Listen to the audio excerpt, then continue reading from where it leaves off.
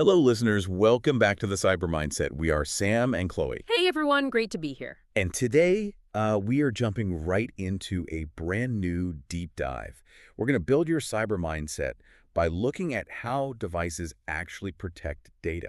Right, because you click an icon, type your password, and you're in. It feels so smooth. Totally. You look at your screen, and you trust that illusion of simplicity.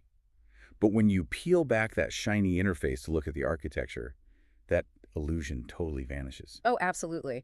The landscape underneath your keyboard is, it's basically a high-stakes war zone. And that is exactly what we are tearing down today. We're cutting through the dense IT jargon to unpack the true architectural foundations of cybersecurity. Yeah, and we've got some incredible source material today. We're drawing from the definitive ISC2 CISSP official study guide, the 10th edition. And also bringing in some really great expert insights from Destination Certification's Mind the Map videos. But our mission is to keep this highly practical. Exactly. No dry textbook lectures. We want to actually build that cyber mindset. Right. So let's jump right in.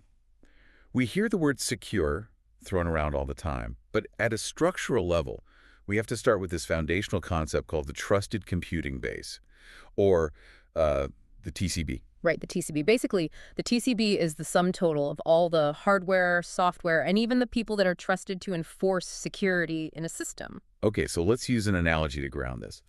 Think of your computer system like a high-security bank. Oh, I like that. The TCB isn't just the steel vault, right? It's the bank's foundation and the staff.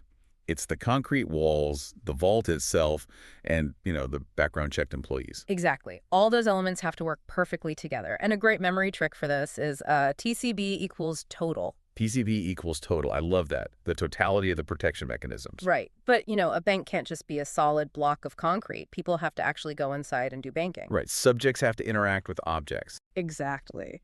And that brings us to our second concept. How do we control that interaction safely? We use an abstract design theory called the reference monitor concept, or the RMC. RMC. So in our bank analogy, if the TCB is the total building and staff, the RMC is like the security guard standing right at the vault. That's spot on. The RMC mediates every single access request. So this guard checks the approved list every single time you try to enter the vault, even if you literally just walked out a second ago. Every single time. And to be trusted, this concept has to be tamper-proof, always invoked, and verifiable. Okay, so the memory trick here. RMC equals referee. Referee, yes. It's standing in the middle, blowing the whistle, enforcing the rules of the game. Right, but wait. I have a problem with this. What's that? An abstract design theory doesn't actually stop a bank robber. A concept doesn't physically tackle a hacker trying to wipe your hard drive. You're totally right. And that's the core distinction here. The RMC is just the theory. The actual real-world implementation of that theory is our third concept. The security kernel. Exactly. The security kernel is the actual hardware, software, and code that enforces the RMC. Okay, so back to the bank.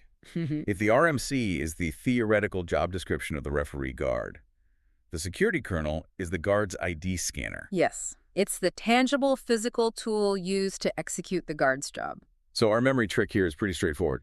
Kernel equals tangible core. Tangible core. I really like that. It's the physical roadblock. But that actually brings up a huge vulnerability. Right, because if I'm robbing the bank, I don't punch the concrete wall. I attack the guard holding the scanner. Exactly. If a hacker corrupts the security kernel, they own the whole system.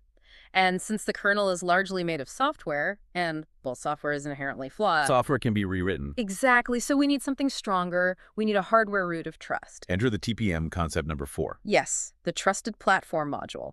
It's a tiny, tamper-resistant chip soldered right onto your device's motherboard. Okay, so in our bank, what is the TPM? It is the unbreakable floor safe, bolted directly to the concrete floor of the bank.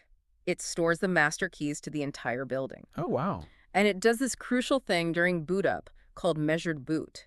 It basically checks if any of the locks in the bank were changed overnight before it opens the doors. So if a thief tries to swap out a lock or, alter the bootloader code, the floor safe just refuses to hand over the master keys. Exactly. It completely locks down the hard drive. That is wild. Okay, so memory trick for TPM. TPM equals tiny private manager. Tiny private manager. Because it's literally a tiny chip privately managing your deepest cryptographic keys. Right. Okay, so we have the building, the guard, the scanner, the floor safe. We're open for business. But now we have all these untrusted apps running at the same time. You've got your browser, your games, your email. Which is incredibly dangerous Hmm. because they're all sitting in the same system RAM. Right. So what stops a malicious app from just peeking into the memory of your banking app and stealing your passwords? Our fifth and final concept, memory protection. Okay. So how do we fit this into the bank complex? Well, imagine the bank is huge, right?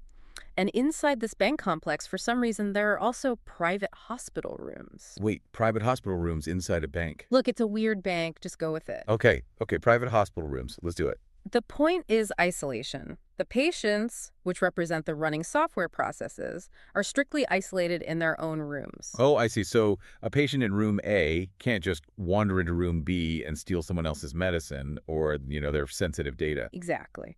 The operating system puts strict bounds on the memory. If a process tries to reach outside its assigned hospital room, the system detects a violation and instantly terminates the app. It just kills it on the spot. Boom. Done. Okay, so the memory trick for memory protection is super easy. Memory protection equals mind your own business. Mind your own business. I love that. Keep your hands in your own RAM space. Seriously. All right, this has been an awesome way to visualize this stuff. We've got our TCB, the total foundation, the RMC, our referee guard, We've got the security kernel, that tangible core ID scanner. the TPM, our tiny private manager floor safe, and finally, memory protection, making sure all those processes mind their own business. It really is a massive, multi-layered orchestra. Yeah. And it all happens in the millisecond between you pressing the power button and seeing your screen. It is completely mind-blowing when you actually think about it. But we are out of time for today's deep dive. Yeah, that went fast. Think about this. Your bank has concrete walls, steel vaults, and a hypervigilant security guard. But what happens if the bank hires an outside contractor to fix the AC vents? And to make it easy, the manager gives that contractor a master key card to every room in the building. Does that contractor suddenly become part of your trusted computing base? And what happens to your entire multi-million-dollar security system if that contractor leaves their key card on a coffee shop table?